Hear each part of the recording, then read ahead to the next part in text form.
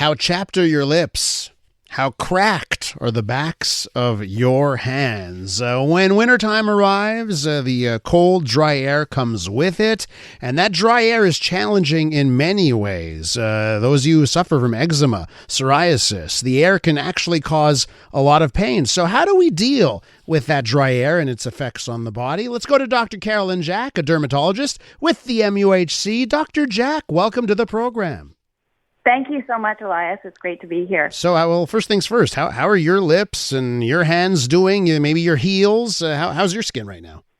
Well, absolutely. I woke up this morning with more flaky skin on my face, where the cheeks fold over and, join the mouth. And this is like a really common area for people to wake up and have problems with. And of course, my lips are dry. I'm sure many people's lips are dry as well this time of year. So I got to ask you, for someone, who does this line of work and you research this and you study this for a living, how do you take care of your skin? Well, I think that the most important part of taking care of your skin is to sort of understand what the triggers are. I've got some simple tips that I generally recommend to my patients in the shower and bath, and mostly in the bathroom, which involves skipping soap or using much less of it, especially in the winter. It might seem counterintuitive to stop soaping the whole body, but we really only need to soap special sites like the hands and feet or greasy or smelly zones. So you're only using it where you really need it, in the armpits or the head and neck area. Or for patients who, if you really like to have the soaping effect, we generally recommend non-soap cleansers, which are made for sensitive skin or for skin with eczema, and that are more pH balanced, and they generally don't have allergens and can be moisturizing in the shower themselves. Is it fair to say that we over clean? Like too much soap, too often, too many showers, too much washing? Is that fair to say? Absolutely, and this has been a hypothesis for decades now. We think of it as the hygiene hypothesis, but a lot of the allergies and sensitivities we have are really related to how clean our environments are and how little tolerance we develop to our environments, because we're not getting the normal signals that we would have been getting during our prior environments in evolution, right? And then the other part of it is that we also start irritating our skin with all of the soap-related products that we use in the shower. So I generally recommend that people throw out their loofahs, their sponges, to really avoid rubbing the skin with any exfoliants or washcloths, even the towel getting out of the shower or bath when you're cleaning. And, because this rubbing can activate a delayed response to your skin's immune system. So a week or two later, it causes the skin to crack and to flake. And sometimes if it's really chronic, your skin will get darker or really much thicker. And the same is true for towels. So, water is enough, or use your hands, and avoid very hot showers. So, Dr. Jack, listen, you're blowing my mind here. Like, I have to get rid of my loofah? Is that what you're telling me? Because that's what I use.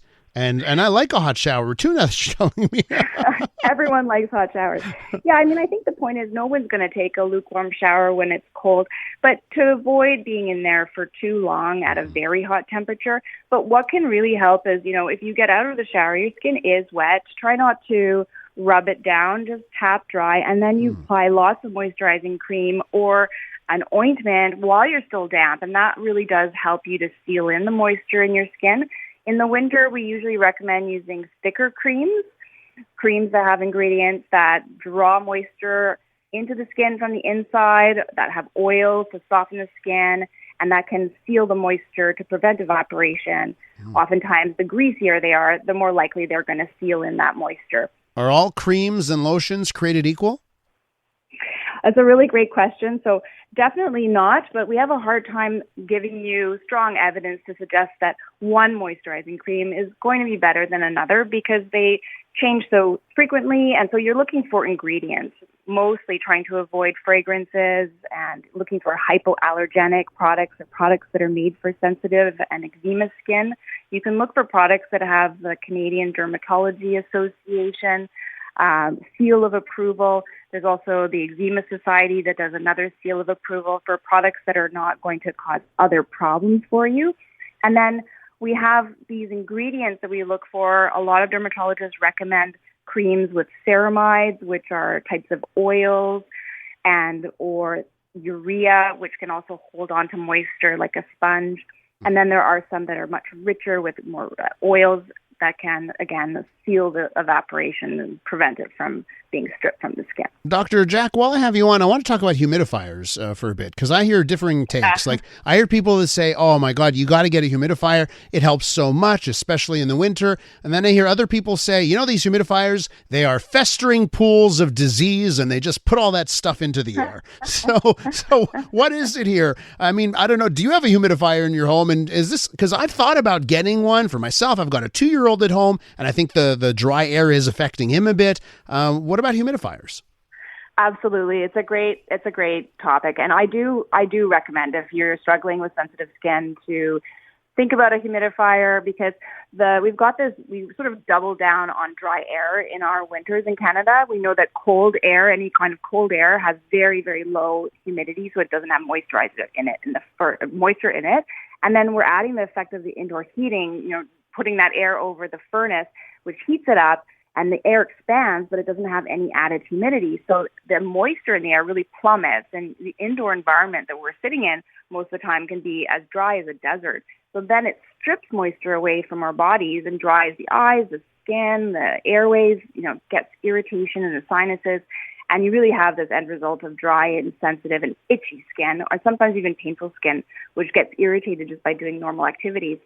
So when we think about, you know, using a humidifier, part of it is, you know, also thinking about just the temperature, you know, keeping your home at a regular temperature, you know, 18 to 19 degrees centigrade.